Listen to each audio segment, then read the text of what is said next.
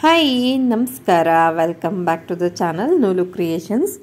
ಇವತ್ತಿನ ವಿಡಿಯೋದಲ್ಲಿ ನೋಡಿ ಈ ಥರದ ಒಂದು ಬ್ಲೌಸ್ ಪೀಸ್ ಇದೆ. ಸೊ ಇಂಥ ಬ್ಲೌಸ್ ಪೀಸ್ಗಳು ನಿಮ್ಮಲ್ಲೂ ಕೂಡ ಸಾಕಷ್ಟು ಇರುತ್ತೆ ಅಲ್ವಾ. ಸೊ ಅದನ್ನು ಯೂಸ್ ಮಾಡೋಣ ಇವತ್ತು. ಹಾಗೆ ಈ ಥರದ ಒಂದು ಬ್ಲೌಸ್ ಪೀಸನ್ನು ಮಿಕ್ಸ್ ಆ್ಯಂಡ್ ಮ್ಯಾಚ್ ಕಾಂಬಿನೇಷನ್ ಆಗಿ ಮಾಡ್ತಾಯಿದ್ದೀನಿ. ಸೊ ಈ ಬ್ಲೌಸ್ ಪೀಸ್ ಕೂಡ ಎಲ್ಲರ ಹತ್ರನೂ ಇರುತ್ತೆ ಅಲ್ವಾ. ಸೊ ಈ ರೀತಿಯಾದ ಬ್ಲೌಸ್ ಪೀಸನ್ನು ಬಳಸಿಬಿಟ್ಟು ಇವತ್ತಿನ ಒಂದು ಪ್ರಾಡಕ್ಟನ್ನು ಮಾಡ್ತಾಯಿದ್ದೀನಿ. ಹಾಗೆ ಇವತ್ತಿನ ಒಂದು ಪ್ರಾಡಕ್ಟ್ ಮಾಡೋದಕ್ಕೆ ಜಿಪ್ ಆಗಲಿ, ರನ್ನರ್ ಆಗಲಿ, ಸ್ಪಾಂಜ್ ಆಗಲಿ, ಕ್ಯಾನ್ವಾಸ್ ಆಗಲಿ ಯಾವುದೂ ಬೇಡ, ಕೇವಲ ಬ್ಲೌಸ್ ಪೀಸ್ ಮಾತ್ರ ಸಾಕು. ಸೊ ನಿಮ್ಮೆಲ್ಲರ ಹತ್ರನೂ ಬ್ಲೌಸ್ ಪೀಸು ಒಂದೇ ಅಥವಾ ಬಟ್ಟೆ ಮಾತ್ರ ಇದ್ದೇ ಇರುತ್ತೆ ಅಲ್ವಾ. ಹಾಗಾಗಿ ಇವತ್ತು ಸಿಂಪಲ್ ಆದಂಥ ಒಂದು ಬ್ಯಾಗ್ ಡಿಸೈನನ್ನು ತೋರಿಸ್ತಾ ಇದ್ದೀನಿ. ಹಾಗೆ ನಮ್ಮ ವೀಡಿಯೋಸು ನಿಮಗೆ ಇಷ್ಟ ಆಗ್ತಿದ್ರೆ ದಯವಿಟ್ಟು ಸಬ್ಸ್ಕ್ರೈಬ್ ಕೂಡ ಮಾಡಿಕೊಂಡು ನಮ್ಮ ಚಾನಲನ್ನು ಸಪೋರ್ಟ್ ಮಾಡಿ. ವೀಡಿಯೋಸ್ ಇಷ್ಟ ಆಗ್ತಿದ್ರೆ ಲೈಕ್ ಕೂಡ ಮಾಡೋದನ್ನು ಮರಿಬೇಡಿ. ಹಾಗೆ ಈ ಒಂದು ಬಟ್ಟೆಯ ಅಳತೆ 10 ಇಂಚ್ ಅಗಲ ಇದೆ, ಹಾಗೆ 23.5 ಇಂಚು ಉದ್ದ ಇದೆ. ನೆಕ್ಸ್ಟ್ ನಾನೇನು ಮಾಡ್ತೀನಿ, ಇದರ ಬೆಲ್ಟ್ ಮಾಡೋದಕ್ಕೋಸ್ಕರ ಇಲ್ಲಿ 2 ಪ್ಲೇನ್ ಬಟ್ಟೆಗಳನ್ನು ತಗೊಂಡಿದ್ದೀನಿ. ಸೊ ಕಾಂಟ್ರಾಸ್ಟಲ್ಲಿ ಹೇಳಿದ್ನಲ್ಲ ಆ ರೀತಿಯಾಗಿ ಇದು 3.5 ಇಂಚು ಅಗಲ ಇದೆ, ಹಾಗೆ 15 ಇಂಚು ಉದ್ದ ಇದೆ.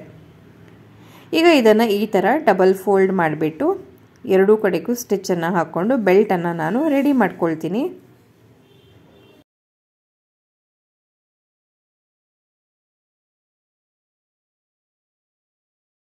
ಈ ರೀತಿ ಡಬಲ್ ಫೋಲ್ಡ್ ಮಾಡಿಬಿಟ್ಟು ಎರಡೂ ಕಡೆಗೂ ಸ್ಟಿಚ್ಚನ್ನು ಹಾಕ್ಕೊಂಡ್ರೆ ಬೆಲ್ಟ್ಸು ರೆಡಿ ಆಗುತ್ತೆ.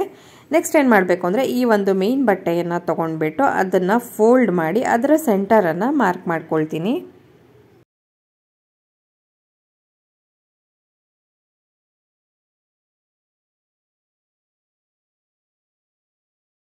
ಸೆಂಟರ್ ಮಾರ್ಕ್ ಮಾಡ್ಕೊಂಡಿದ್ದಾದ ನಂತರ 3 ಫಿಂಗರ್ ಡಿಸ್ಟೆನ್ಸ್ಗೆ ಆಚೆಗೆ ಮತ್ತು ಈಚೆಗೆ ಎರಡೂ ಕಡೆಗೂ ಇದೇ ರೀತಿಯಾಗಿ ಮತ್ತೆ ನಾನು ಮಾರ್ಕ್ಸನ್ನು ಮಾಡ್ಕೊಳ್ತೀನಿ.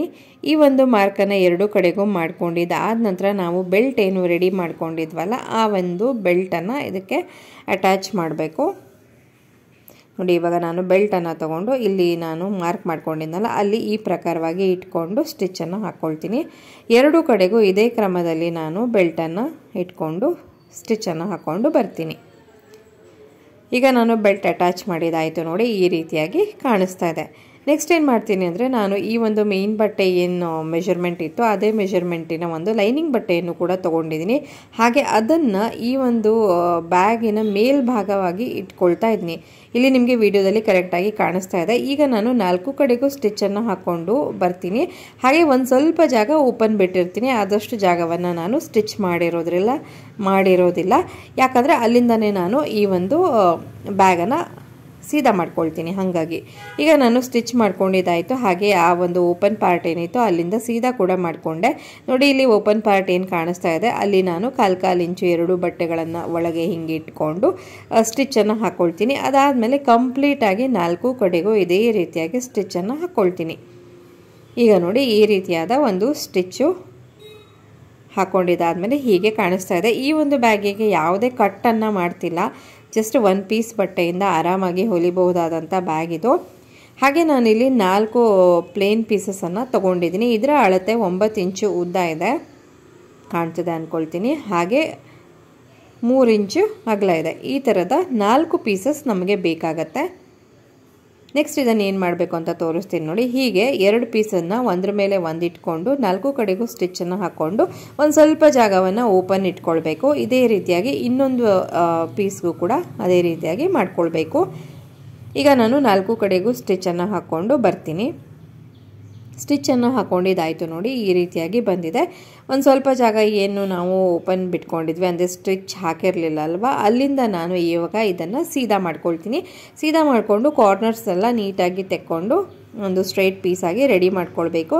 ಹಾಗೆ ಇಲ್ಲಿ ಓಪನ್ ಪಾರ್ಟ್ ಏನು ಕಾಣಿಸ್ತಿದೆ ಅಲ್ಲಿಂದ ನಾವು ಸ್ಟಿಚ್ಚನ್ನು ಸ್ಟಾರ್ಟ್ ಮಾಡಿ ಉಳಿದಿರುವಂಥ 4 ಕಡೆಗೂ ಸ್ಟಿಚ್ಚನ್ನು ಹಾಕ್ಕೊಂಡ್ಬಿಟ್ರೆ ಈ ಥರದ 2 ಪೀಸಸ್ ನಮಗೆ ಸಿಗುತ್ತೆ. ನೆಕ್ಸ್ಟ್ ಏನು ಮಾಡಬೇಕು ಅಂದರೆ ಮೇನ್ ಪೀಸನ್ನು ತೊಗೊಂಡು ಇವಾಗ ಅದರ ಸೆಂಟರನ್ನು ಮಾರ್ಕ್ ಮಾಡ್ಕೊಳ್ಬೇಕು. ಹೀಗೆ ನಾನು ಈ ಒಂದು ಮೇನ್ ಪಾರ್ಟಿನ ಸೆಂಟರನ್ನು ಕರೆಕ್ಟಾಗಿ ಇಟ್ಕೊಂಡು ಮಾರ್ಕ್ ಮಾಡ್ಕೊಳ್ತಾ ಇದ್ದೀನಿ.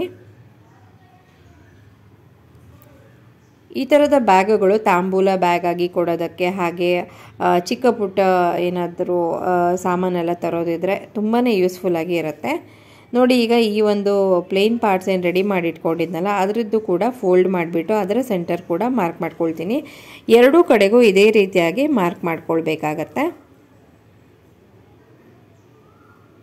ನಾನಿಲ್ಲಿ ಬ್ಲೌಸ್ ಪೀಸಲ್ಲಿ ನಿಮಗೆ ಈ ಒಂದು ಬ್ಯಾಗ್ ಮಾಡೋದನ್ನು ತೋರಿಸಿದ್ದೀನಿ. ನಿಮ್ಮ ಹತ್ರ ಯಾವ ಬಟ್ಟೆ ಇರುತ್ತೋ ಅದನ್ನೇ ಯೂಸ್ ಮಾಡಿಬಿಟ್ಟು ನೀವು ಈ ಥರದ ಬ್ಯಾಗ್ಸನ್ನು ಹೊಲಿಬಹುದು. ಈಗ ನಾನಿಲ್ಲಿ ಸೆಂಟರ್ ಟು ಸೆಂಟರ್ ಮ್ಯಾಚ್ ಮಾಡ್ತಾ ನೋಡಿ ಈ ಥರ ಇಟ್ಕೊಂಡು ಪಿನ್ ಹಾಕ್ಕೊಳ್ತಾ ಇದ್ದೀನಿ.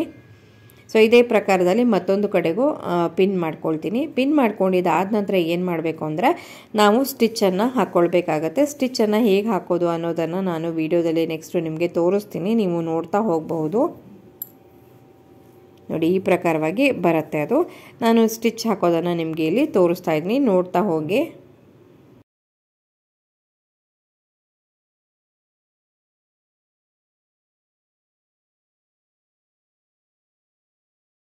ಸೆಂಟರ್ನಿಂದ ನಾವು ಸ್ಟಿಚ್ಚನ್ನು ಸ್ಟಾರ್ಟ್ ಮಾಡಿಬಿಟ್ಟು ಒಂದು ತುದಿವರೆಗೆ ಹೋಗಿ ಹಾಗೆ ಇನ್ನೊಂದು ಕಡೆ ತುದಿವರೆಗೂ ಅದೇ ರೀತಿಯಾಗಿ ಸ್ಟಿಚ್ ಮಾಡ್ಕೊಳ್ಳೋದ್ರಿಂದ ತುಂಬಾ ನೀಟ್ ಫಿನಿಶಿಂಗ್ ಬರುತ್ತೆ. ನೋಡಿ ಈಗ ಎರಡೂ ಕಡೆಗೂ ನಾನು ಇದೇ ರೀತಿಯಾಗಿ ಸ್ಟಿಚಿಂಗನ್ನು ಮಾಡಿ ಮುಗಿಸ್ಕೊಂಡೆ.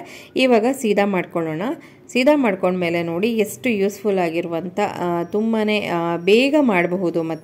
ಮತ್ತು ಕೇವಲ ಬ್ಲೌಸ್ ಪೀಸ್ ಮಾತ್ರ ಇರೋದ್ರಿಂದ ಜಾಸ್ತಿ ಏನು ನಿಮಗೆ ಆಕ್ಸೆಸರೀಸು ಐಟಮ್ಸ್ ಎಲ್ಲ ಬೇಕು ಅಂತ ಕೂಡ ಇರೋದಿಲ್ಲ. ನೋಡಿ ಈ ಥರ ರೆಡಿಯಾಗಿದೆ.